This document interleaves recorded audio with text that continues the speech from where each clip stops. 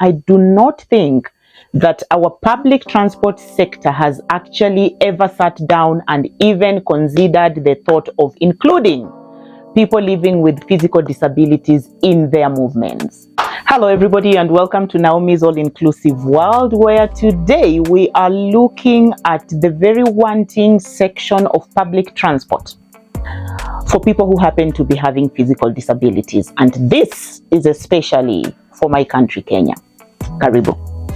Now, it always gladdens my heart every time I walk into, public spaces, offices, malls, and so on. And I can spot different signages for disability related information. May it be a parking, may it be, the drive-through, just the ramps, for getting into a building in case someone is on a wheelchair, a place where they could park, the stopovers or toilets or washrooms, depending with how the place calls them and so on, that are set aside for people who happen to have physical disabilities and so on. That really gladdens my heart. Because that means we are sensitive to what's going on. We are with the reality that disabilities are here with us and so on. And number two, also just is a reminder that, we are focusing on the skills that people are able to give regardless of the challenges or their lack in one way or another. Now, however, one of the questions that sometimes I can't help but get to ask myself is, beside that parking that is demarcated for a person who happens to have a disability, the ramp that has been there and so has been put there, the toilets for such people. The question that I can never stop asking myself is, how is this person supposed to get to this place if they do not drive? Now, like I said in my introduction, is we are trying, really. I think we are trying as a country. My country is trying in the area of trying to make sure people who are living with physical disabilities especially are able to also maneuver around and really run their errands and give their skills in the society. But one of the things that bugs me, like I have said, is the fact that I do not think that our public transport sector has actually ever sat down and even considered the thought of including people living with physical disabilities in their movements. Take a very good example of my city, Nairobi. You will get into this beautiful office, whether it's in the CBD, whether it's in Upper Hill, whether it's in Westlands or wherever, and you see these demarcations very well put. But you see, my question here is, not everybody who is coming to that office for whatever need drives there. So what happens if I actually needed to use matatu? What happens if I needed to use public means to get to this office, to get to this mall, to get to this, to get to the airport, to get to the stadium if I'm going to watch a sport, and so on? What happens kama sina gari jamani if I have to use public means? So that means, first of all, I have to just, squeeze myself and really hustle through and sit like any other person, and so on. And then when it comes to the time of alighting, pia nikazane tu nione vile nitashuka and so on. So I don't know, but I think we are being selfish without saying we are selfish, by not considering that majority of the people who need to move around, number one, and who happen to have physical disabilities, don't drive.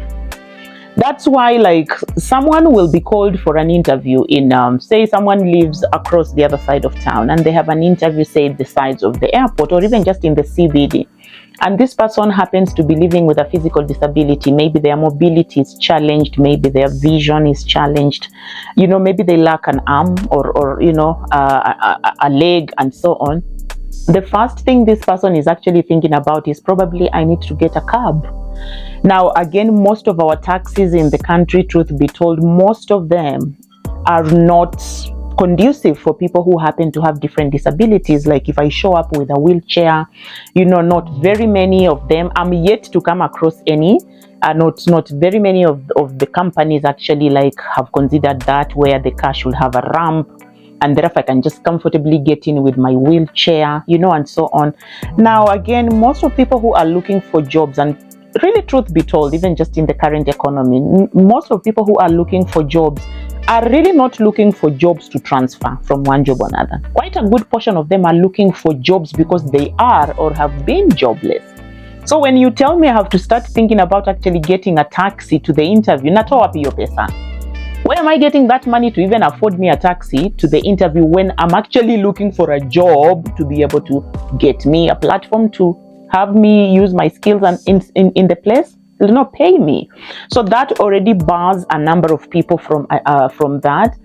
And number two is like, even if I was to, get into this into the public sector transport, in the case of my country, Kenya, matatus, matatus have their stopovers. Matatus, or the public, or the buses and so on, they have their different stopping spots where they would have me alight.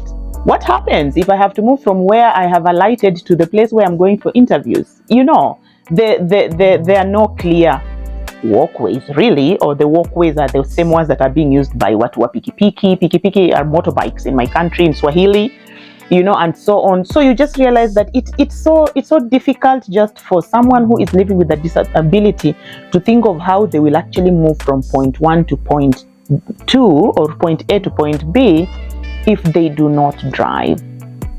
Now, I might not know where this would fall, whether it will still fall in the docket of transport, where the CS of transport would probably, be the one like to look into this. Ama is this county to county responsibility. But you know what? Whether it falls under the docket of the CS transport or whoever, you know what?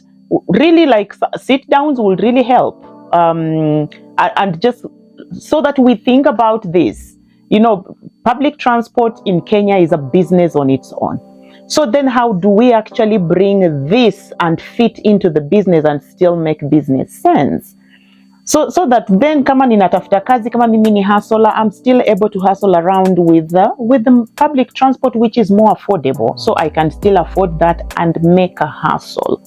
So my question here is really, really like, what happens to people who are living with physical disabilities that have to move from their house to the office, from their house to the mall using public transport?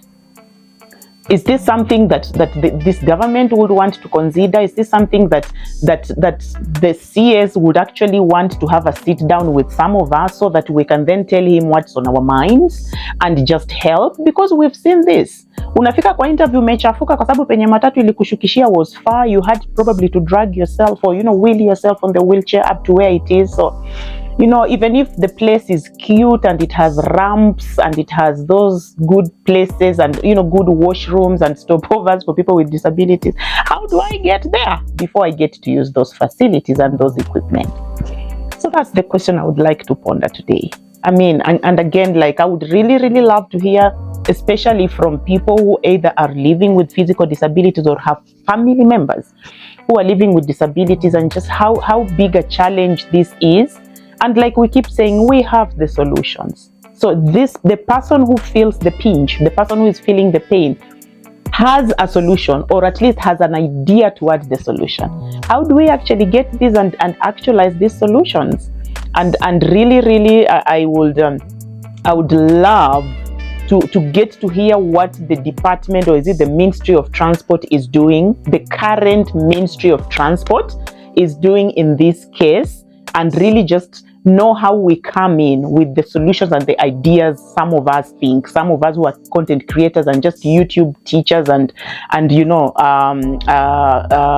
just content creators in the world in the area of disability can actually bring what we think might help on board.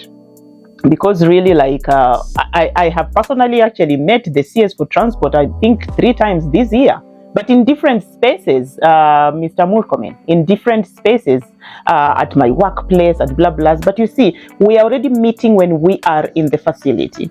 So if I was in my home and I don't drive, and I happen to be living with a disability, Mr. Murkomen, sometimes do you sit down and wonder, like, how does that person make it to work?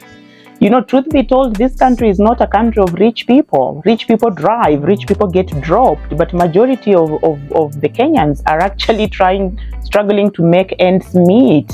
So how does that person, how does that qualified, you know, accountant, qualified trainer, qualified blah, blah, make it to their workplace if they were to be using public means? That's the question I'm posing to Mr. Murkomen. Is it something he's even thinking about? Is it something he's working on? Is it something he wants to consider? Because some of us are more than ready to actually bring our ideas and what we think might work. Because again, in Kenya, and especially if you live in these cities, whether or not you drive, at some point you have to use public means. What happens if I have to and I happen to be living with a disability? Does that now become like, you know, something else and probably a decision I have to make, or either now ninaenda kazini ama siendi because my car has broken down and I live with a disability and so on. So yes, I really would want to know what the government is doing for commuters, public commuters who happen to be living with disabilities. So thanks for now, and I'll be looking forward to hearing your comments and what you think. And if you can share this and share until it gets to Murkomen, because I would definitely love to have a sit down with him and just get to know what he is doing, because human beings are resourceful, and we could be resourceful in such areas in such areas to make his work easier in this area. Number two, to make him look good, because teamwork is powerful. Ama namna gani Murkomen? So yeah, let me know what you think, but please share until it gets to Mr. Murkomen, and let's see what happens. So I'll see you in my next video, where we will be talking about something else, you know, and hopefully maybe soon we get to talk about the feedback or the outcome or part 2 of this, after we will have seen what is happening, or after we will have gotten feedback on what can be done. So asante sana, see you in my next episode, and in the meantime, do not forget to click share and hit the subscribe button if you're my first timer, and if you're my returning subscriber, asante sana. Let's keep doing this, and see you soon. Bye for now.